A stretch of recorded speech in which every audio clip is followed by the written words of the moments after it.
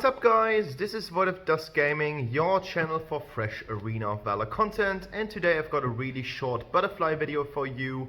A hero who is most often played in the lower tier sessions of the game, such as gold, even silver and something like that, and she's supposed to be a noob hero and I just wanted to make her playable in diamond, so I picked her as I was forced to play the jungle hero. And you're gonna see the build, you're gonna see some gameplay, and if you haven't subscribed to the channel, now's your chance to do so. Hit the subscribe button, put on the notification bell, and if you like the video, a thumbs up is highly appreciated. Enjoy the game. So guys, here comes the build, and as you can see, it's almost full damage. We just have the Leviathan as the support jungle item. It gives us some armor, and that's the most that we do for armor. We're taking the Gilded Greaves for the crowd control reduction. That means that every crowd control effect that's going to apply on you is, as you can see, decreased by 35%, meaning it will not last as long as it should. Then we're going with the Rank Breaker and the Omni Arms, and we're taking Fenris Tooth to complement the build. Muramasa or anything that seems fit is on the last slot, and you can also take the Blade of Eternity, for example, or the Scythe. Arcana wise, we're going with a full damage build, resulting in 45 additional normal attack damage, armor pierce of 100, and movement speed plus 10%. That said, this is going to be 10 times Onslaught, we are having 10 times Assassinate, and we are having Skewer as the last bit of Arcana. And enchantment wise, we are going with a full stack of damage. We're using Devourer for this little and really helpful restoration of HP as well as mana if we do get a kill. And as you guys might know, her ultimate is resetted every single time she gets a kill or assist, so this is really helpful. We're taking Deadly Claw for some additional attack damage, and we're taking Devil's Awakening. Ultimate reduces cooldowns because we are going to spam our ultimate as often as possible. In the second rank, we are having the League of Humans with Mark of the Frost. That's going to be a last resort item. We're going to activate it, and then we are for a short duration immune to damage and crowd control effects, and we're taking Gunslinger just for some additional stacking up in our stats. That's the build, and here comes the gameplay.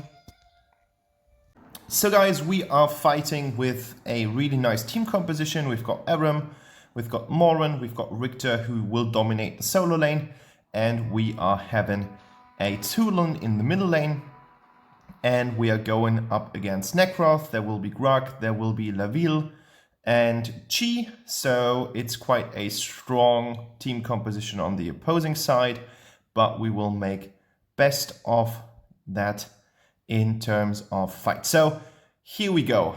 Grug is using his hook to remove our blue buff. Pretty usual in the later stages of the game or the higher ranks of the game, but we're making the best out of this situation. We're waiting for the blue buff to appear, and while that happens, we are going for the additional camps. There's no sense of camping in and waiting for blue buff to come back without doing anything, because that's just a really big waste of time, and therefore we're going for the Sage Golem right now. Pretty clever Tulun here, trying to support us if there should have been another invade, so we were able to secure it pretty easily, and now we're making our way to the rest of the jungle again. I'm going to clear the full side of each jungle before I make it into the game, even if there has been a really nice situation where Jinna was going in and killing everything. But that's just how the game flows. And as you can see right now, there is Grug, and he's fairly low. He has received some damage from the minions, and I'm using my first ability to get this little nice speed up.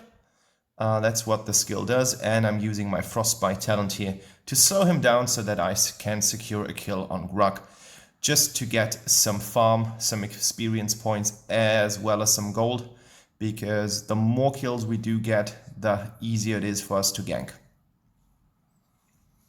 So right now I'm going for the Abyssal Dragon, as I saw that Laville is pretty much occupied on defending against Aram and Morin. So I just had the feeling that there might have been a short window. Now we need to be super careful. Grug uses his hook here to try to get into the Abyssal Dragon range. He deals a bit of damage, but he's not able to deal sufficient damage. And now I'm kind of outplaying Nakroth to get the second kill here. And unfortunately, I can't get him and I'm killed in the meantime, but my team is able to kill him in reverse. So there is the revenge, and the good thing is both junglers are down. He will have a little bit shorter cooldown than I do. And now I'm building the second stage of my Leviathan. So the first setup is made. We've got the boots, we've got the first upgrade of the cookery, and now we're up building the last stage by getting some armor. As I said, this is the only item that we're building on getting armor. And then we are up against the jungle creeps again. Now I see that there's stuff going on the solo lane. Richter is fighting Chi here, dealing a lot of damage against her. And now I'm back into the fight, trying to make a play on Chi, and unfortunately we don't have sufficient power, and that was not that smart. That's at least that I can tell. Tulin's trying to fend himself against two enemies, and of course the chances are low, and therefore he's killed in the battle against 3 different enemies. Not much that he can do against it. Like, he's super mobile, but as soon as they catch him, he is dead meat, as you saw in this very situation. So I'm defending the tower here. I don't want to have that much damage put on the tower, and I'm first upgrading my 2. I'm just using my 1 as a little nice speed buff here. I don't know if that's like the best order. Main butterfly players can tell me a little bit more about that. So if you want to comment, use the comment section below. And pretty easy. As I said, we're going to reset our stuff as soon as we kill something, and therefore I was able to get 1 kill here, and Morin got the second one. So we're doing quite well, 9-7. And there is another free Abyssal Dragon for my team here. Frostbite is going to be resetted pretty soon, and we are able to score it. Like, Grug tried to hook it, deal some damage on it, but it was not enough. He was just a little bit too slow. Maybe his cooldown was not run off. So yeah, here we go. 5 minutes played. 9-7. I've got 3 nice kills. And now we're trying to close in on the middle tower. And as I see a Nakroth up here and a Chi, that was easy. Like, she was just overextending a little bit too much, and therefore I was able to get the kill. And now I'm not trying to steal too much stuff, but we want to take on that tower. Like, you really need to focus on towers a lot. That is like the win condition, and Jinna is just a little bit too exposed here. I don't know what the idea was behind that. He was just too close in our lines, and everyone was just reeling around here. Need to be a little bit careful here, because I do get the tower aggro without any minions to spare. But now we have the upper hand on that tower, and even White Chi comes in here, tower is gone. So this is just another tower for my team, and we've managed to get every single first tower throughout the lines. And as I've done my duty, I'm going back into the jungle. It's pretty important to always keep an eye on the jungle. You need the stacks on your items. Like right now I've got 16 stacks on the Leviathan, and that's super important. You want these stacks to add up, because it's just giving you a really nice bonus on your stats. I don't know what Nakroth was thinking. Like, that was a super suicide mission, and I'm able to get in here alive, dealing sufficient damage and killing all of the enemies, resulting in a triple kill. Not sure about that. Did anyone kill something? Well, it's not going to show up, but we're getting in here for the red buff. Like, Necroth doesn't really need it. He's dead. So we need to take it, because otherwise it will be wasted. And as you can see, I'm building really nicely up on my stacks using here the gap closer, because your cooldown on the ultimate is just so great. And right now I'm back on the Omni Arms. I just wanted to finish my damage kit as soon as possible. I don't see the Fenrir's to be the next item, so I was taking the other item first. I don't know what ripped me here. Like, there was like the Necroth before. That kill was completely unnecessary. I don't know what I was thinking. Like, I wasn't able to get on someone, not getting someone back from the pack, and here you can see the results. Morven's doing really good with a 5-1.